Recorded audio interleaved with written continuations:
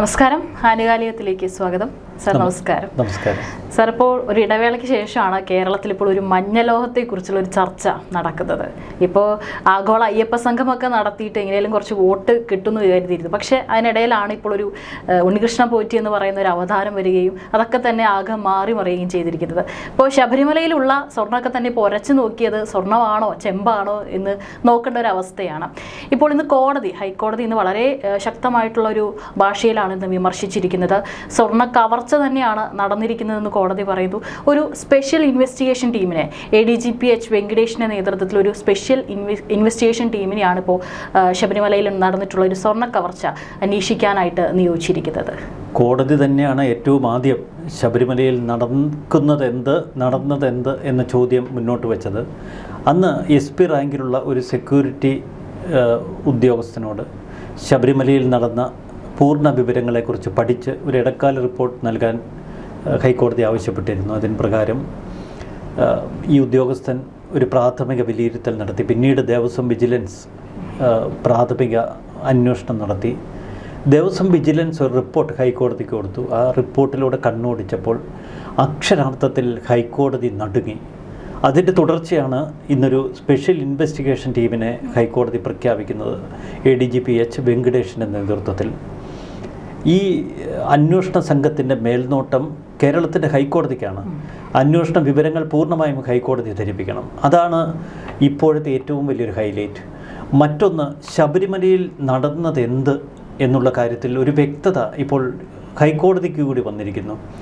ദേവസ്വം വിജിലൻസിൻ്റെ ഒരു ഇടക്കാല റിപ്പോർട്ട് ഹൈക്കോടതിയുടെ മുന്നിലുണ്ട്. ഈ ദേവസ്വം വിജിലൻസ് റിപ്പോർട്ട് അത്യന്തം ഞെട്ടിക്കുന്നതാണ്. ശബരിമലയുമായി ബന്ധപ്പെട്ട് നടന്നിട്ടുള്ള സ്വർണ്ണ തട്ടിപ്പിനെക്കുറിച്ച് അക്കമിട്ട് വിവരിക്കുന്ന ഒരു റിപ്പോർട്ടാണ് ഇപ്പോൾ ഹൈക്കോടതിയുടെ മുന്നിലുള്ളത്.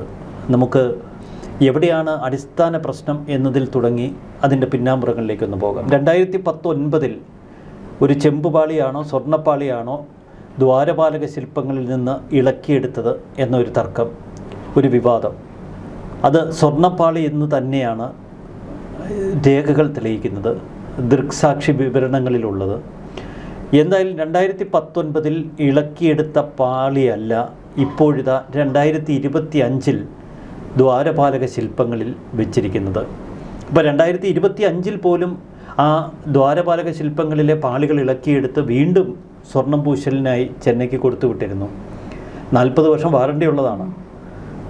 1999 വിജയമല്യ സ്വർണം പൊതിഞ്ഞ ദ്വാരപാലക ശില്പങ്ങളാണ്. 4 പാളി സ്വർണം പൊതിഞ്ഞുവെന്നാണ് ഇപ്പോൾ അതുമായി ബന്ധപ്പെട്ട സൂപ്പർവൈസർ പറയുന്നത്. ഇത് പൊതുചിത്രം. അടിസ്ഥാനപരമായി ഈ തട്ടിപ്പിന് പിന്നിൽ വലിയ ഞെട്ടിക്കുന്ന വസ്തുതകളുണ്ട്. അതിലൂടെയാണ് ഇന്ന് ഹൈക്കോടതി കടന്നുപോയത്. ഹൈക്കോടതി ചോദിച്ച ചില ചോദ്യങ്ങളുണ്ട്. 2019 ദ്വാരപാലക ശില്പങ്ങളിൽ നിന്ന് ഇളക്കിയെടുത്തത് ചെമ്പുപാളിയാണോ സ്വർണ്ണപ്പാളിയാണോ? അന്ന് ദ്വാരപാലക ശില്പങ്ങളിൽ ഉണ്ടായിരുന്നത് സ്വർണ്ണപ്പാളി എന്ന് ദേവസ്വം രേഖകൾ. 1999 വിജയമല്യ 4 പാളികൾ കൊണ്ട് ദ്വാരപാലക ശില്പങ്ങൾക്ക് കവചങ്ങൾ നൽകി എന്നതിൻ്റെ നിരവധി തെളിവുകൾ ഈ വിജിലൻസ് റിപ്പോർട്ടിലുണ്ട്. 20 വർഷങ്ങൾക്ക് ശേഷം എങ്ങനെ ആ സ്വർണ്ണപ്പാളി അപ്രത്യക്ഷമായി? സ്വർണ്ണപ്പാളിയാണ് ദ്വാരപാലക ശില്പങ്ങളിൽ നിന്ന് അഴിച്ചെടുത്തത് എങ്കിൽ എന്തിനാ സ്വർണ്ണപ്പാളികൾ നേരെ ബംഗളൂരുവിലേക്ക് കൊണ്ടുപോയി? ബംഗളൂരുവിൽ നിന്ന് ചെന്നൈയിലെത്തിയ സ്വർണ്ണപ്പാളി ശബരിമല. ഇന്ന് ഏറ്റവും പ്രധാനപ്പെട്ട ഒരു ഭാഗം ഈ ദേവസ്വം വിജിലൻസ് അന്വേഷണ റിപ്പോർട്ടിലുണ്ട്. സ്വർണ്ണപ്പാളി അഴിച്ചെടുക്കുമ്പോൾ 42-ലധികം കിലോഗ്രാം ഭാരമുണ്ട്. ഇതേ പാളി സ്മാർട്ട് ക്രിയേഷൻസ് തൂക്കി നോക്കുമ്പോൾ, ചെന്നൈയിൽ 39 ദിവസം കഴിഞ്ഞെത്തി സ്മാർട്ട് ക്രിയേഷൻസ് തൂക്കി നോക്കുമ്പോൾ ഇത് 38 കിലോഗ്രാം, കുറച്ചുകൂടി ഉള്ളൂ, 4 കിലോഗ്രാമിൻ്റെ കുറവ്. പിന്നീടുള്ള കണക്കുകളൊക്കെ വളരെ ചേർന്ന് പോകുന്നതാണ്. 397 ഗ്രാം സ്വർണം പൂശുന്നു. 1/2 കിലോ സ്വർണം വേണ്ടിവരുമെന്നാണ് ഉണ്ണികൃഷ്ണൻ പോറ്റി പറഞ്ഞത്. 1/2 കിലോഗ്രാം സ്വർണം താൻ സ്പോൺസർമാരുടെ കയ്യിൽ നിന്ന് ശേഖരിച്ചുവെന്ന് ഉണ്ണികൃഷ്ണൻ പോറ്റി പറയുന്നു. 397 ഗ്രാം സ്വർണം പൂശി ബാക്കി സ്വർണം സന്നിധാനത്ത് സമർപ്പിക്കാനുള്ള ഒരു മാലയാക്കി താൻ കൊണ്ടുവരുന്നു എന്ന് ദേവസ്വം ബോർഡ് അംഗങ്ങളെ അറിയിക്കുന്നു. എന്നാൽ ഇതിനിടയിൽ ഒരു 4 കിലോ സ്വർണം ആവിയായി പോകുന്ന, അപ്രത്യക്ഷമായി പോകുന്നു. 4 കിലോ എന്ന് പറയുന്നത് കൃത്യമായി നമുക്ക് തോന്നും. കാരണം വിജയ് മല്യ സ്വർണം പൊതിഞ്ഞ അന്നത്തെ സൂപ്പർവൈസർ പറയുന്നത് 5 കിലോഗ്രാം സ്വർണം ദ്വാരപാലക ശില്പങ്ങൾ പൊതിയാനായി ഉപയോഗിച്ചുവെന്നാണ്. ഈ 5 കിലോ സ്വർണം 4 കിലോ കുറവ് വരുമ്പോൾ പിന്നീടുള്ളത് 1 കിലോയാണ്. അപ്പോൾ അതിൽ 1/2 കിലോ കൂടി അവർ ഉപയോഗിക്കുന്നു. വീണ്ടും ഒരു 1/2 കിലോയുടെ കുറവുണ്ട്. ഏകദേശം 4.5 കിലോ സ്വർണം അപ്രത്യക്ഷമാകുന്നു. സ്പോൺസർമാർ കൂടി നൽകിയത് നമ്മൾ കണക്ക് കൂട്ടുമ്പോൾ 5 കിലോ സ്വർണം കാണാനില്ല. ഈ കണക്കുകൾ വ്യക്തമാണ്. അപ്പോൾ വ്യക്തമായ തട്ടിപ്പ് ഇവിടെ നടന്നിരിക്കുന്നു. ഇനി കണ്ടുപിടിക്കാനുള്ളത് ഉണ്ണികൃഷ്ണൻ പോറ്റിയുടെ പിന്നിലുള്ള ബിനാമി ആര്? അക്കാര്യത്തിലും ഇപ്പോൾ വ്യക്തത വന്നുകൊണ്ടിരിക്കുന്നു. 2019 അന്ന് ദേവസ്വം ബോർഡ് പ്രസിഡൻ്റായിരുന്ന എ പത്മകുമാർ ഈ സ്വർണ്ണപ്പാളി ഇളക്കിയെടുത്ത് പോറ്റി പോകുന്നതിന് 1 മാസം മുൻപ് പോറ്റി സ്വർണം എത്രയുണ്ട് ഈ പാളികളിൽ എന്ന് ചോദിച്ചുകൊണ്ട് ഇമെയിൽ പത്മകുമാറിന് അയക്കുന്നു. പത്മകുമാർ ഇപ്പോൾ പറയുന്നു, എനിക്കിഷ്ടം പോലെ ഇമെയിൽ വരും, ഞാനൊന്നും നോക്കാറില്ല, അതുകൊണ്ട് ഇമെയിൽ വന്ന കഥയൊന്നും എനിക്കറിയില്ല. പക്ഷേ ഒരു സൈബർ വിദഗ്ധന് ഈ ഇമെയിൽ എന്ന് പത്മകുമാർ നോക്കിയെന്ന് കണ്ടെത്താൻ വലിയ ബുദ്ധിമുട്ടൊന്നുമില്ല. അപ്പോൾ അയ്യപ്പൻ നേരിട്ടിറങ്ങി തൻ്റെ മുതൽ മോഷ്ടിച്ചവരെ തൂക്കിയെടുക്കുന്ന കാഴ്ച നമുക്ക് മുന്നിൽ. ഇപ്പോൾ ഹൈക്കോടതി അയ്യപ്പൻ്റെ ഇടപെടൽ നമ്മൾ അവിടെ കാണുന്നു. ഇന്ന് രാവിലെ പ്രതിപക്ഷത്തിന് ലഭിച്ചൊരു ഊർജം നമ്മൾ ഇതുവരെ കേരള നിയമസഭ 2ാം പിണറായി വിജയൻ സർക്കാരിൻ്റെ കാലഘട്ടത്തിൽ ഒരു ദിവസം പോലും ഈ നിയമസഭയിൽ പ്രതിപക്ഷത്തിന് ഈ ഒരു ആർജവം കണ്ടിട്ടില്ല. ഇന്ന് അമ്പലക്കള്ളന്മാരെ പിടിക്കാനായി അമ്പലം വിഴുങ്ങികൾ എന്നെഴുതിയ ആ ബാനറോടെ നടുത്തളത്തിലേക്ക് പാഞ്ഞിറങ്ങുന്ന പ്രതിപക്ഷം രാവിലെ അത് കേരളത്തിൻ്റെ വിശ്വാസികൾക്കിടയിൽ ഒരു തീജ്വാലയായി പടർന്നിരുന്നു. അതിശക്തമായ പ്രതിഷേധം നിയമസഭയിൽ നമ്മൾ കണ്ടു. അവിടെയും ഒരു അയ്യപ്പൻ്റെ പ്രസൻസാണ് ഇന്ന് നിയമസഭയിൽ നമ്മൾ പ്രകടമായി കണ്ടത്. തൊട്ടു പിന്നാലെ ഹൈക്കോടതിയുടെ ഇടിവെട്ട് നീക്കം. 3ാമതായി കേരളത്തിലെ വിശ്വാസികൾ തെരുവിലേക്ക് ഇറങ്ങുന്നുവെന്ന് പ്രഖ്യാപിക്കുന്നു. അമ്പലങ്ങളിൽ വലിയ ചോദ്യങ്ങൾ ഉയരുന്നു. ഈ അമ്പലക്കള്ളന്മാരെ പുറത്തു കൊണ്ടുവരേണ്ട ജി സുധാകരൻ അടക്കം ഇന്നും പ്രതികരിച്ചിരിക്കുന്നു. അപ്പോൾ കേരളത്തിൽ വലിയ പ്രകമ്പനമാണ് ഇപ്പോൾ ഈ ശബരിമല കൊള്ളയുമായി ബന്ധപ്പെട്ട് നമ്മൾ കേൾക്കുന്നത്. നിരവധി വിശ്വാസികൾ അയ്യപ്പനുണ്ട്. തമിഴ്നാട്ടിൽ നിന്നുണ്ട്, കർണാടകയിൽ നിന്നുണ്ട്, ആന്ധ്രാപ്രദേശിൽ നിന്നുണ്ട്. അവിടെയൊക്കെയുള്ള ധനികരെ പല വിധത്തിൽ സ്വാധീനിച്ച് ഈ പോറ്റി പണം തട്ടിയ കഥകളും നമ്മെ അത്ഭുതപ്പെടുത്തുന്നു. ശബരിമലയിൽ നിന്ന് ഈ സ്വർണ്ണപ്പാളി ഇളക്കിക്കൊണ്ടുപോയി ഹൈദരാബാദിൽ നിന്നൊരു ചെമ്പുപാളി തയ്യാറാക്കി അത് ബംഗളൂരിൽ കൊണ്ടുവന്ന് പിന്നീട് ചെന്നൈയിൽ കൊണ്ടുപോയി കുറച്ച് സ്വർണം പൂശി തിരികെ കൊണ്ടുവരിക. അതിനിടയിൽ നിരവധി സ്ഥലങ്ങളിൽ ഇത് പ്രദർശനത്തിന് വയ്ക്കുക. കോട്ടയത്തെ ഒരു ക്ഷേത്രത്തിൽ അടക്കം പ്രദർശനത്തിന് വെച്ചു. ജയറാമിൻ്റെ വീട്ടിൽ കൊണ്ടുപോയി ഒരുപാട് സ്ഥലങ്ങളിൽ ഇത് പ്രദർശനം നടത്തി. ഇവിടുന്ന് ബംഗളൂരിലേക്ക് കൊണ്ടുപോകുന്ന അവസരങ്ങളിൽ നമ്മൾ കേട്ടു കോറമംഗലത്തുള്ള അയ്യപ്പ ക്ഷേത്രത്തിൽ പിന്നീട് വിനീത് ജെയിൻ എന്ന് പറയുന്ന ഉണ്ണികൃഷ്ണൻ പോറ്റിയുടെ ഒരു സുഹൃത്ത് വ്യവസായിയുടെ കയ്യിൽ. അപ്പോൾ യഥാർത്ഥ സ്വർണ്ണപ്പാളി ഇന്നെവിടെ? ആ സ്വർണ്ണപ്പാളി വിൽക്കുകയായിരുന്നു ലക്ഷ്യം, അതോ ഏതെങ്കിലും വിദേശ ശക്തികൾ അധോലോകം അവർക്ക് കൈമാറി വൻതുക അടിച്ചെടുക്കുന്നത് മാത്രമാണോ? ചില ബ്ലാക്ക് മാജിക്കുമായി ബന്ധപ്പെട്ട കഥകളും നമ്മളിപ്പോൾ ശ്രദ്ധിക്കേണ്ടതുണ്ട്. ശബരിമല ഇതേറെ വിശ്വാസികൾക്ക് പ്രിയപ്പെട്ടത് പ്രധാനപ്പെട്ടതാണ്. ദ്വാരപാലക ശില്പങ്ങൾ, അതിലെ സ്വർണ്ണപ്രഭ തൂകി നിന്നിരുന്ന ആ കവചങ്ങളാണ് അഴിച്ചു മാറ്റിക്കൊണ്ടുപോയത്. അത് ആരുടെ കൈകളിലെത്തി? ഒരു വിശ്വാസിയെ സംബന്ധിച്ച് ഇതൊരു പ്രധാന ചോദ്യമാണ്. മറുവശത്ത് ഉണ്ണികൃഷ്ണൻ പോറ്റിയെ ആരാണ് 2019 പൂർണ്ണമായി സംരക്ഷിച്ചത്? ഹൈക്കോടതി നിന്ന് ചോദിച്ച ചില ചോദ്യങ്ങളുണ്ട്. 2019 എന്തുകൊണ്ട് ദേവസ്വം ബോർഡ് ചെമ്പുപാളികളാണ് ഉണ്ണികൃഷ്ണൻ പോറ്റിയുടെ കയ്യിൽ കൊടുത്തുവിടുന്നത് എന്ന് രേഖയുണ്ടാക്കി? ഈ രേഖയ്ക്ക് പിന്നിൽ ആരാണ്? ഈ രേഖ അനുസരിച്ചാണ് ദേവസ്വം ബോർഡ് ചെമ്പുപാളികൾ കൈമാറിയതെങ്കിൽ യഥാർത്ഥ സ്വർണ്ണപ്പാളികൾ എവിടെ? 2019 മുൻപുള്ള 20 വർഷത്തെ ചരിത്രമെടുക്കുമ്പോൾ 2019 1999 ഇടയിലുള്ള 20 വർഷക്കാലം, അതിനിടയിൽ ഈ സ്വർണ്ണപ്പാളികൾക്ക് എന്ത് സംഭവിച്ചു? ഇത് മാത്രമല്ല, ശബരിമലയിൽ നിന്ന് കൊള്ള ചെയ്ത് കൊണ്ടുപോയ അനേക കോടികളുടെ വസ്തുക്കളെക്കുറിച്ചും ഇപ്പോൾ അന്വേഷണം നീളുന്നു. 1998 വിജയ് മല്യ സന്നിധാനത്തെ മേൽക്കൂരി അടക്കം സ്വർണം പൂശാനായി എത്തുമ്പോൾ അന്ന് ഇറിഡിയം പോലെ അപൂർവ ലോഹങ്ങൾ കൊണ്ട് നിർമ്മിച്ച ഒരു മേൽക്കൂര, അതിന് വിലമതിക്കാനാവില്ല എന്നാണ് ഇപ്പോൾ പുറത്തു വരുന്ന റിപ്പോർട്ടുകൾ. ആ മേൽക്കൂരി അടക്കം കാണാതായി. സ്വർണം പൂശാനായി താഴെ ഇറക്കിയ 3 താഴികക്കുടങ്ങൾ എവിടെയെന്നറിയില്ല. അന്ന് കൊടിമരത്തിലുണ്ടായിരുന്ന ഒരു വ്യാളി ശില്പം എവിടെയെന്നറിയില്ല. സ്ട്രോങ് റൂമിൽ സൂക്ഷിച്ചിരുന്ന നിരവധി സ്വർണ്ണ നാണയങ്ങളോ അപൂർവ വസ്തുക്കളോ ഇന്നില്ല. അപ്പോൾ ശബരിമലയുമായി ബന്ധപ്പെട്ട വലിയ കൊള്ളയുടെ കഥകളാണ് പുറത്തേക്ക് വരുന്നത്. മറുവശത്ത് വിശ്വാസികൾക്ക് അല്പമെങ്കിലും ആശ്വാസം പകരുന്നത് ഇന്ന് ഹൈക്കോടതിയുടെ ഇടപെടലാണ്. ദേവസ്വം വിജിലൻസ് എന്ന സംവിധാനത്തിൽ നിന്നും ഒരു പോലീസ് അന്വേഷണത്തിലേക്ക് കേസ് എസ്കലേറ്റ് ചെയ്തിരിക്കുന്നു. ഇതൊരു ആദ്യ തുടക്കമാണ്. ഇവിടെ പോലീസ് അന്വേഷണത്തെ സ്വാധീനിക്കാൻ പലവിധ കാരണങ്ങളുണ്ട്. കാരണം അത്ര നിസ്സാരക്കാരൊന്നുമല്ല ഇതിന് പിന്നിൽ കളിച്ചിരിക്കുന്നത്. ഇതുവരെ ഉണ്ണികൃഷ്ണൻ പോറ്റി തൻ്റെ കയ്യിൽ തന്നുവിട്ടത് ചെമ്പുവാളി എന്ന് ഉറപ്പിച്ച് പറഞ്ഞപ്പോൾ അതിനെന്തുകൊണ്ട് ദേവസ്വം ബോർഡ് നിഷേധിക്കുന്നില്ല? അതിനെന്തുകൊണ്ട് അന്നത്തെ ദേവസ്വം പ്രസിഡൻ്റായിരുന്ന പത്മകുമാർ നിഷേധിക്കുന്നില്ല? അവിടെ നമുക്ക് സംശയങ്ങൾ ജനിച്ചു തുടങ്ങും. ഉണ്ണികൃഷ്ണൻ പോറ്റിയെ ഭയപ്പെടുന്ന ഒട്ടനവധി വലിയ വൻതോക്കുകൾ, സ്വാധീന ശക്തികൾ കേരളത്തിലുണ്ട്. ഇത്രയധികം ദിവസം കേരളത്തിൽ വന്ന് മാധ്യമപ്രവർത്തകരോട് ആശയ സംവേദനം നടത്തിയ ഉണ്ണികൃഷ്ണൻ പോറ്റി എന്തുകൊണ്ട് ദേവസ്വം വിജിലൻസ് കസ്റ്റഡിയിലെടുത്ത് ചോദ്യം ചെയ്തില്ല? അതല്ല സാർ, അയാൾ മാധ്യമങ്ങളോടൊക്കെ സംസാരിക്കുമ്പോൾ ഒരു തരത്തിലുള്ള ഒരു ഭയമോ അല്ലെങ്കിൽ ഒരു ടെൻഷനോ ഒന്നും തന്നെ ഇല്ല. അയാളുടെ ഒരു മാനേഴ്സ് ഒക്കെ നോക്കുകയാണെങ്കിൽ നടന്നത് വളരെ കൂളായിട്ടാണ് സംസാരിക്കുന്നത്. അതായത് പിന്നിലെ ഞാൻ എന്തെങ്കിലുമൊക്കെ വിളിച്ച് പറഞ്ഞു കഴിഞ്ഞാൽ പെടാൻ പോകുന്ന ഒരുപാട് ആളുകളുണ്ട് എന്നുള്ള രീതിയിലാണ് അയാളുടെ സംസാരം, മാധ്യമങ്ങളോടടക്കം സംസാരിക്കുമ്പോൾ. അല്ല, അയാളുടെ ശരീരഭാഷ ശ്രദ്ധിച്ചാൽ ഒരു കാര്യം നമുക്ക് മനസ്സിലാവും. ഇതൊരു ബോൺ ക്രിമിനൽ എന്നൊക്കെ പറയുന്നത് വളരെ നിസ്സാരവൽക്കരിക്കപ്പെട്ട ഒരു പദപ്രയോഗമാണ്. അതിനേക്കാൾ ഉണ്ണികൃഷ്ണൻ പോറ്റി എന്ന ഒരു കഥാപാത്രത്തിൻ്റെ ബിൽറ്റിൻ അത് 2015 മുതൽ 2025 വരെ എത്തുമ്പോൾ ഒരു 10 വർഷക്കാലം ഇയാൾക്ക് പിന്നിലുള്ള വലിയ സ്വാധീന ശക്തികളുണ്ട്. ദേവസ്വം ബോർഡ് പ്രസിഡന്റ് അടക്കമുള്ളവർ. പിന്നീട് കേരളം, തമിഴ്നാട്, കർണാടക, ആന്ധ്രാപ്രദേശ് തുടങ്ങിയ സംസ്ഥാനങ്ങളിൽ ഏറ്റവും ധനാഢ്യരുമായുള്ള ബന്ധം. അപ്പോൾ ഉണ്ണികൃഷ്ണൻ പോറ്റി ശബരിമലയിൽ നിന്ന് എന്തൊക്കെ കടത്തിക്കൊണ്ടുപോയി, അത് ഏതൊക്കെ കേന്ദ്രങ്ങളിൽ എത്തിച്ചു, അവരുടെയൊക്കെ വലിയ പിന്തുണ ഇയാൾക്കുണ്ട്. ഇയാൾ അത്ര നിസ്സാരക്കാരനല്ല. ഒരു സാധാരണക്കാരന് ചെയ്യാൻ കഴിയുന്ന കാര്യങ്ങളല്ല ചെയ്തിരിക്കുന്നത്. അപ്പോൾ ഉണ്ണികൃഷ്ണൻ പോറ്റിയിലൂടെ നമ്മൾ കാണുന്നത് കേരളം കണ്ട ഏറ്റവും വലിയ ഒരു ക്രിമിനൽ മുഖമാണ്. ഉണ്ണികൃഷ്ണൻ പോറ്റിയുടെ പിന്നിലുള്ള യഥാർത്ഥ ബിനാമി അയാളാണ് ഇനി പുറത്തു വരേണ്ടത്. ഇവിടെ സംശയങ്ങൾ എത്തി നിൽക്കുന്നത് മുൻ ദേവസ്വം പ്രസിഡൻ്റായിരുന്ന പത്മകുമാർ അടക്കമുള്ളവർക്കെതിരെയാണ്. പത്മകുമാർ ചില സംശയങ്ങൾ ഉന്നയിച്ചത് അദ്ദേഹത്തിന് ശേഷം ദേവസ്വം ബോർഡിൻ്റെ പ്രസിഡൻ്റായ അനന്തഗോപനെ ഉദ്ദേശിച്ചാണ്. വിദേശയാത്ര നടത്തിയ ഒരു പ്രസിഡന്റ് എന്നൊക്കെ അദ്ദേഹം പറഞ്ഞത്. ഇവർ തമ്മിൽ തല്ലും. കാരണം തമ്മിൽ തല്ലുന്നത് ഒരു കാവ്യനീതിയാണ്.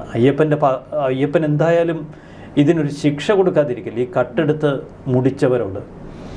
ശബരിമല പോലെ കേരളത്തിലെ ഏറ്റവും വിശ്വാസികൾ തങ്ങളുടെ അഭയകേന്ദ്രമായി കാണുന്ന, ഒരു ആശ്രയകേന്ദ്രമായി കാണുന്ന ഈ ഒരു വിശുദ്ധ സ്ഥലത്ത് നിന്ന് ഇത്ര കോടികൾ മോഷ്ടിച്ചു കൊണ്ടുപോകാൻ ധൈര്യം കാട്ടിയ ഉണ്ണികൃഷ്ണൻ പോറ്റിയുടെ ഒരു ശരീരഭാഷയെ നമ്മൾ ഒട്ടും നിസ്സാരമായി കാണരുത്. ഇതൊരു ക്രിമിനൽ കുറ്റമല്ലേ, മോഷണമല്ലേ? എന്നിട്ട് എത്ര നിസ്സംഗതയോടെ ഈ ഭരണകൂടം ഇതിന് നേർക്ക് പ്രതികരണം നടത്തുന്നത്? ഇന്ന് ഹൈക്കോടതിയുടെ വാക്കുകൾ, ആ ഉത്തരവിലെ ഓരോ വാക്കുകൾക്കും എത്ര ശക്തിയാണുള്ളത്. ഇവിടെ സാർ ഇനിയിപ്പോൾ അടുത്തൊരു കാര്യം എന്ന് വെച്ചാൽ, ഇപ്പോൾ ഇത്രയും വലിയൊരു ഗുരുതരമായിട്ടുള്ള സംഭവം അവിടെ നടക്കുമ്പോഴും ഇപ്പോഴുള്ള ഈ ഹിന്ദു സംഘടനകൾ കാര്യമായിട്ട് ഇറങ്ങി അല്ലെങ്കിൽ ഇതിനെതിരെ ഒരു പ്രതികരണം നടത്തുന്നുണ്ടോ എന്നുള്ളതാണ്. അന്ന് സ്പീക്കർ അടക്കം ഗണപതി മിത്താണെന്നൊക്കെ പറഞ്ഞപ്പോൾ വലിയ രീതിയിൽ ഇവിടെ NSSൻ്റെ ഒക്കെ നേതൃത്വത്തിൽ വലിയ പ്രതിഷേധങ്ങളും അതുപോലെ തന്നെ റോഡിലിറങ്ങിയുള്ള പരിപാടികളൊക്കെ കണ്ടതാണ്. പക്ഷേ ഇപ്പോഴും NSSO അല്ലെങ്കിൽ SNDPയോ വേറെ ഏതെങ്കിലും ഹിന്ദു സംഘടനകളോ കാര്യമായിട്ടൊന്ന് ഇറങ്ങി ഇതിനെതിരെ ഒന്ന് പ്രതികരിക്കുന്നത് കാണാൻ സാധിക്കുന്നില്ല. ഇപ്പോൾ BJP ആണെന്നുണ്ടെങ്കിൽ കൂടി ഒരു പ്രതിഷേധം, വലിയ ശക്തമായിട്ടുള്ള ഒരു പ്രതിഷേധം കാണാൻ സാധിക്കുന്നില്ല. അല്ലെങ്കിൽ കേരളത്തിലെ ഹൈന്ദവ സമൂഹം അവർ പൊതുവെ ഒരു മിതവാദികളാണ്. അതുകൊണ്ടാണല്ലോ ഇവിടെ BJP ഇതുവരെ ഒരു മുൻനിരയിലേക്ക് എത്താത്തത്. മറുവശത്ത് പൊതുവെ ഹൈന്ദവരുടെ ഒരു രീതി എടുത്താൽ ഈഴവർ, നായന്മാർ, അങ്ങനെ വിവിധ വിഭാഗങ്ങൾ തമ്മിൽ വലിയ ചേർച്ചയില്ലാതെയാണ് കേരളത്തിൽ പോകുന്നത്. കാരണം ഈ സമുദായങ്ങളെ നയിക്കുന്ന ചില സമുദായ നേതാക്കൾ അവരുടെ താല്പര്യങ്ങൾ, ഈ സമുദായ അംഗങ്ങളെയൊക്കെ അവർ പാട്ടിലാക്കി വെച്ചിരിക്കുന്നു. അവിടെ ഒരു ക്രീമി ഗ്രൂപ്പുണ്ട്. എല്ലാ നേട്ടങ്ങളും അവരുടെ പോക്കറ്റിലേക്കാണ് പോകുന്നത്. ഈ സമുദായ സംഘടനകൾ കൊണ്ട് തങ്ങൾക്ക് എന്ത് കാര്യമെന്ന് ഭൂരിപക്ഷ സമുദായ അംഗങ്ങൾ വിചാരിക്കുന്നു. അതുകൊണ്ട് തന്നെ പ്രത്യക്ഷ സമരങ്ങളിലേക്കോ വളരെ വീര്യമുള്ള പ്രതിഷേധ റാലികളിലേക്കോ ഹൈന്ദവ സഹോദരങ്ങൾ പൊതുവെ കടക്കാറില്ല. നമ്മൾ പഴയകാല ചരിത്രം മുതൽ ഏറ്റവും ഒടുവിൽ ഈ ശബരിമലയിൽ നിന്ന് മോഷ്ടിക്കപ്പെട്ട് കൊണ്ടുപോയ സ്വർണ്ണപ്പാളി ചരിതം വരെ നോക്കിയാൽ അത് വ്യക്തമാകും. പൊതുവെ ഒരു നിസ്സംഗത ഹൈന്ദവ സമുദായ അംഗങ്ങൾക്കിടയിലുണ്ട്. അത് അവരുടെ രീതിയാണ്, ആ സമുദായ അംഗങ്ങളുടെ ഒരു രീതിയാണ്. പൊതുവെ മറ്റവർ നോക്കട്ടെ, അവർ നോക്കട്ടെ, ഇങ്ങനെ. പിന്നെ ചില സഹോദരങ്ങൾ ഈ കഴിഞ്ഞ ദിവസങ്ങളിൽ എന്നോട് പറഞ്ഞു, അയ്യപ്പൻ എന്തിനാ സ്വർണം, അല്ല അങ്ങനെ കരുതുന്നവരുണ്ട്. കാനനവാസനായ അയ്യപ്പൻ വളരെ സ്വച്ഛന്തമായി ലളിതമായി ജീവിക്കാൻ ആഗ്രഹിക്കുന്ന ഒരാളാണ്. അവിടേക്കാണ് ഒരു സർക്കാർ ആഗോള നിക്ഷേപ സംഗമം, ആഗോള അയ്യപ്പ സംഘം എന്ന പേരിൽ പമ്പയിൽ ചെല്ലുന്നത്. നമ്മളിത് വായിച്ച് നടുങ്ങിപ്പോയി. ഏകദേശം 10 ലക്ഷം രൂപയ്ക്ക് കുമരകത്തെ വൻകിട റിസോർട്ടുകളിലൊക്കെയാണ് അവിടുത്തെ അന്ന് പ്രതിനിധികളെ താമസിപ്പിച്ചത്. എന്നിട്ട് നമ്മുടെ ദേവസ്വം മന്ത്രി പറഞ്ഞത് എന്താ, ഇതൊരു വലിയ ആശയം നമ്മൾ ലോകത്തിലേക്ക് കൊടുത്തിരിക്കുന്നു. ശബരിമലയിൽ വലിയ നിക്ഷേപങ്ങൾ, 1300 കോടി രൂപയുടെ നിക്ഷേപ സാധ്യത സർക്കാർ തുറന്നു കാട്ടിയിരിക്കുന്നു. ഈ നിക്ഷേപം അത്രയും ഇനി ഇങ്ങോട്ട് വരും. ഇതൊരു ടൂറിസം പ്രോജക്റ്റാണോ, ഇതെന്താ, ഇതൊരു സെസ്സോ മറ്റേ സ്പെഷ്യൽ എക്കണോമിക് സോണാണോ? അപ്പോൾ ഇവരുടെയൊക്കെ വിശദീകരണം കേട്ടാൽ ശബരിമല അയ്യപ്പനെ അവിടെ കച്ചവടം ചെയ്യാൻ നമ്മളിങ്ങനെ വെച്ചിരിക്കുകയാണ്. അതിനു ചുറ്റും വലിയൊരു കച്ചവട സ്ഥാപനം നമ്മൾ വളർത്തിക്കൊണ്ടുവരണം, അങ്ങനെ ധാരാളം ടൂറിസ്റ്റുകൾ എത്തണം എന്നൊക്കെ നമ്മൾ കരുതിപ്പോകും. ഈ ശബരിമല അയ്യപ്പനെ ദർശനത്തിനെത്തുന്ന അയ്യപ്പ ഭക്തർ കേരളത്തിൽ നിന്ന് മറ്റു സംസ്ഥാനങ്ങളിൽ നിന്ന് നമ്മൾ അവരെ നിയന്ത്രിക്കാൻ പാടുപെടുകയാണ് ഇപ്പോൾ. എന്നിട്ട് കേരളത്തിൻ്റെ ദേവസ്വം മന്ത്രി പറയുന്നത് ആ സന്ദേശം കൂടുതൽ സ്ഥലങ്ങളിലേക്ക് ഞങ്ങൾ എത്തിച്ചെന്ന്. 4000 പേരെ വെച്ചൊരു അയ്യപ്പ സംഗമം നടത്തി എന്ത് സന്ദേശമാണ് ഇവർ മറ്റുള്ള സംസ്ഥാനങ്ങളിലേക്ക് കൊടുക്കുന്നത്? ഒരു വർഷം ശബരിമല ദർശനത്തിനെത്തുന്ന ലക്ഷക്കണക്കിന് അയ്യപ്പ വിശ്വാസികൾ കൊടുക്കുന്ന ആ ഒരു ആശയത്തിൻ്റെ, ആ ഒരു സന്ദേശത്തിൻ്റെ ഒരു 1,00,000 പകരാൻ ഈ ആഗോള അയ്യപ്പ സംഗമത്തിന് കഴിഞ്ഞോ? എന്നിട്ട് അതിൻ്റെ പേരിൽ കോടികൾ തൊലച്ചെടുക്കുക. ദേവസ്വം ബോർഡിൽ നിന്ന് ചെലവഴിച്ചത് 3 കോടി രൂപയാണ്, 1-2 രൂപയല്ല ഈ ആഗോള അയ്യപ്പ സംഗമത്തിന്. എന്നിട്ട് പറയുന്നതോ സ്പോൺസർമാരിൽ നിന്ന് തുക കിട്ടും, ഞങ്ങൾ തിരികെ അടയ്ക്കുമെന്നാണ്. ഇതുവരെ തുക കിട്ടിയ ചരിത്രമൊന്നും നമുക്കറിയില്ല. ഈ സ്പോൺസർഷിപ്പ് എന്നൊരു കലാപരിപാടി എന്തിനാണ് ഈ ശബരിമലയിൽ ഇട്ടുകൊടുത്തത്? അവിടെ ഈ സ്പോൺസർഷിപ്പ് എന്ന തട്ടിപ്പിലൂടെയല്ലേ ഉണ്ണികൃഷ്ണൻ പോറ്റിയെ പോലുള്ളവർ അവിടെ കിടന്ന് വിരാജിച്ചത്? ശബരിമലയിൽ നടക്കുന്ന അനധികൃത പണപ്പിരിവുകളെക്കുറിച്ച്, അനധികൃത തട്ടിപ്പുകളെക്കുറിച്ച്, അവിടെ വരുന്ന കാണിക്ക അടിച്ചെടുക്കുന്നതിനെക്കുറിച്ച് എത്ര കഥകൾ നമ്മൾ കേട്ടിട്ടുണ്ട്. അപ്പോൾ ഇത് വലിയൊരു ദുരൂഹത നിറഞ്ഞ ഒരു സംഭവമാക്കി നിലനിർത്തിക്കൊണ്ട് അതിൽ നിന്ന് മുതലെടുപ്പുകൾക്കാണ് ഇവിടെ രാഷ്ട്രീയ നേതൃത്വത്തിന് താല്പര്യം. ഈ ശബരിമലയുമായി ബന്ധപ്പെട്ട് നിൽക്കുന്ന ഈ ചോരയൂറ്റികളുണ്ടല്ലോ, ചോരയൂറ്റികൾ, അവർക്കൊക്കെ അതിലാണ് താല്പര്യം. ആഗോള അയ്യപ്പ സംഗമം അട്ടപടലം വീണില്ലേ? ആഗോള അയ്യപ്പ സംഗമം നടക്കുന്നതിന് 2 ദിവസം മുൻപാണ് ശബരിമലയുമായി ബന്ധപ്പെട്ട് ഹൈക്കോടതി ചില സംശയങ്ങൾ ഉന്നയിച്ചത്. പിന്നീട് ഉണ്ണികൃഷ്ണൻ പോറ്റി അയാൾ തന്നെ പറയുന്നു 2 പീഠം അവിടെ. ഒടുവിൽ അയാളുടെ വീട്ടിൽ നിന്ന് ആ പീഠം കണ്ടെത്തുന്നു, അയാളുടെ സഹോദരിയുടെ വീട്ടിൽ നിന്ന്. അപ്പോൾ താൻ കുഴിച്ച കുഴിയിൽ അയാൾ വീഴുന്നു. പക്ഷെ ഇതൊക്കെ ഈ കൊള്ളക്കാർക്കിടയിലെ തർക്കമായിരുന്നു ഉണ്ണികൃഷ്ണൻ പോറ്റി അത്തരമൊരു സംശയം ഉന്നയിക്കാനുള്ളൊരു കാരണം. ഒടുവിൽ കൊള്ളക്കാർ തമ്മിലടിച്ച് വീഴുന്നു. അവിടെ ഏറ്റവും ഒടുവിൽ ഒരു സ്വർണ്ണ കവചവും വേണ്ട എന്ന സന്ദേശം പകർന്ന് സാക്ഷാൽ അയ്യപ്പനുണ്ട്. അയ്യപ്പൻ എന്തിനാ സ്വർണം എന്ന് ചോദിക്കുന്നവരോട് ഒരുപക്ഷെ അയ്യപ്പൻ പറയും, എനിക്ക് സ്വർണ്ണ കവചങ്ങളുടെ ആവശ്യമില്ല, പക്ഷേ തനിക്ക് സമ്മാനിക്കപ്പെട്ട സ്വർണ്ണ കവചങ്ങൾ സൂക്ഷിക്കാൻ ഈ രാഷ്ട്രീയ ഉപരിമണ്ഡലത്തിന് കഴിയുന്നില്ല, ഈ ദേവസ്വം ബോർഡ് മന്ത്രിക്ക് കഴിയുന്നില്ല, ദേവസ്വം ബോർഡ് അംഗങ്ങൾക്ക് കഴിയുന്നില്ല, ദേവസ്വം ഉദ്യോഗസ്ഥർക്ക് കഴിയുന്നില്ല. ഇവരൊക്കെ സർക്കാരിന് ശമ്പളം പറ്റുന്നവരാണ്. ഇവിടെയാണ് വിശ്വാസികളുടെ ഒരു ആർജവമില്ലായ്മ നമ്മൾ കാണേണ്ടത്. അത് സർക്കാർ നോക്കിക്കോളും, അല്ലെങ്കിൽ അത് ദേവസ്വം ബോർഡ് നോക്കിക്കോളും, നമുക്കതിൽ കാര്യമൊന്നുമില്ല എന്നൊരു നിസ്സംഗത. മറുവശത്ത് അയ്യപ്പ വിശ്വാസികളൊക്കെയാണ്, പക്ഷേ അയ്യപ്പൻ എന്ത് സംഭവിച്ചാലും നമുക്ക് കുഴപ്പമില്ല എന്ന് കരുതുന്ന ഒരു തരം വിശ്വാസികൾ. ഒരു വല്ലാത്തൊരു നിസ്സംഗത തോന്നുന്നു പൊതുവെ ഈ ഒരു തണുപ്പൻ പ്രതികരണം കാണുമ്പോൾ. ഏതായാലും ഇപ്പോൾ കോടതി ഉത്തരവൊക്കെ ഇനി സർക്കാർ സ്വാഗതം ചെയ്യുന്നു എന്നാണ് പറഞ്ഞിട്ടുള്ളത്. ഇനിയിപ്പോൾ 1-ാം പിണറായി സർക്കാരിൻ്റെ കാലത്താണെങ്കിലും 2-ാം പിണറായി സർക്കാരിൻ്റെ കാലത്താണെങ്കിലും അയ്യപ്പന് ഒരു സമാധാനം കൊടുത്തിട്ടില്ല എന്നുള്ള കാര്യം വ്യക്തമാണ്. ഇനിയിപ്പോൾ വളരെ ഒരു നിഷ്പക്ഷമായിട്ടുള്ള ഒരു അന്വേഷണം നടക്കട്ടെ. ഇപ്പോൾ കോടതി അല്ല, ഇതുകൊണ്ടൊന്നും ഈ പോലീസ് അന്വേഷണമൊന്നും അത്ര നിഷ്പക്ഷമായിരിക്കുമെന്ന് നമുക്ക് കരുതുക വയ്യ. പക്ഷേ ഒരു CBI പോലൊരു കേന്ദ്ര ഏജൻസി എത്തി ഇക്കാര്യത്തിൽ കൂടുതൽ അന്വേഷണം നടത്തുക. കാരണം ഇപ്പം നമ്മൾ കണ്ടു, ചെമ്പുപാളിയാണെങ്കിലും സ്വർണ്ണപ്പാളിയാണെങ്കിലും ഈ സാധനം എടുത്തുകൊണ്ട് പോയത് നേരെ ബംഗളൂരുവിലേക്കാണ്. അപ്പോൾ കേരള പോലീസിന് ഒരുപാട് ലിമിറ്റേഷൻസ് ഉണ്ട്. ആന്ധ്രാപ്രദേശിൽ കൊണ്ടുപോയി, ഹൈദരാബാദിൽ നിന്നാണ് ചെമ്പുപാളി വന്നത്. അപ്പോൾ ഈ വിവിധ സംസ്ഥാനങ്ങൾ കേന്ദ്രീകരിച്ചുള്ള അന്വേഷണം വേണം, ചെന്നൈ കേന്ദ്രീകരിച്ചുള്ള അന്വേഷണം വേണം. കേരള പോലീസ് എന്ന് ചെന്നൈ പോലീസിനോട് പറഞ്ഞാൽ അവർ സഹകരിക്കുമോ? പിന്നെ പിണറായി പറയുന്നതല്ലേ സ്റ്റാലിൻ അവിടെ എക്സിക്യൂട്ട് ചെയ്യുള്ളൂ. അതുപോലെ തന്നെ ബംഗളൂരുവിൽ കോൺഗ്രസ് സർക്കാർ, അല്ലെങ്കിൽ ബംഗളൂരുവിലൊരു സ്ഥിതി നമുക്കറിയാം, ഹൈദരാബാദിൽ, ഇതൊന്നും ഒരു ഏകോപനം ഉണ്ടാകില്ല. അതിലൊക്കെ അപ്പുറത്ത് ഈ കൊള്ളയ്ക്ക് നേതൃത്വം നൽകിയവർ തന്നെയാണ് ഇവിടെ പോലീസ് സംവിധാനത്തെ നിയന്ത്രിക്കുന്നത്. അപ്പോൾ അതിലൊന്നും ഒരു പോസിറ്റീവ് ഔട്ട്പുട്ട് കിട്ടുമെന്ന് പ്രതീക്ഷിക്കേണ്ട. അത്തരം ഒരു കൃത്യതയോടെ അന്വേഷണം നടക്കണമെങ്കിൽ CBI പോലൊരു കേന്ദ്ര ഏജൻസി വരണം. അവർ അർപ്പിത മനോഭാവത്തോടെ ഒരു അന്വേഷണം നടത്തണം. ഇങ്ങനൊരു ശബരിമല വിഷയവുമായി ബന്ധപ്പെട്ട അന്വേഷണം ചില ഉദ്യോഗസ്ഥരൊക്കെ വളരെ വിശ്വാസത്തോടെ എടുക്കും, അവർ സത്യം കണ്ടെത്താനായി. അങ്ങനെ ഒരു നല്ല ഉദ്യോഗസ്ഥരുടെ കൈകളിലേക്ക് അയ്യപ്പൻ തന്നെ കൊണ്ടുപോയി ഈ അന്വേഷണം കൊടുക്കട്ടെ. അതേ നമുക്ക് ഈ ഘട്ടത്തിൽ പ്രാർത്ഥിക്കാനുള്ളൂ. അതെ, ഇപ്പോൾ കോടതിയുടെ ഒരു ഇടപെടലിൽ പോലും അയ്യപ്പൻ്റെ ഒരു വാക്ക് അതിലൂടെ നമുക്ക് കാണാൻ സാധിച്ചിട്ടുണ്ട്. ഇപ്പോൾ അയ്യപ്പൻ്റെ കാണാതായിട്ടുള്ള സ്വർണ്ണം അയ്യപ്പൻ തന്നെ കണ്ടെത്തട്ടെ. അതുപോലെ അതിന് പിന്നിലുള്ള ഏത് ഒരു വലിയ ശക്തിയാണെങ്കിൽ കൂടി അതിനെയും നമുക്ക് കാണിച്ചു തരട്ടെ എന്ന് തന്നെ നമുക്ക് പ്രതീക്ഷിക്കാം. തീർച്ചയായിട്ടും. നന്ദി, നമസ്കാരം.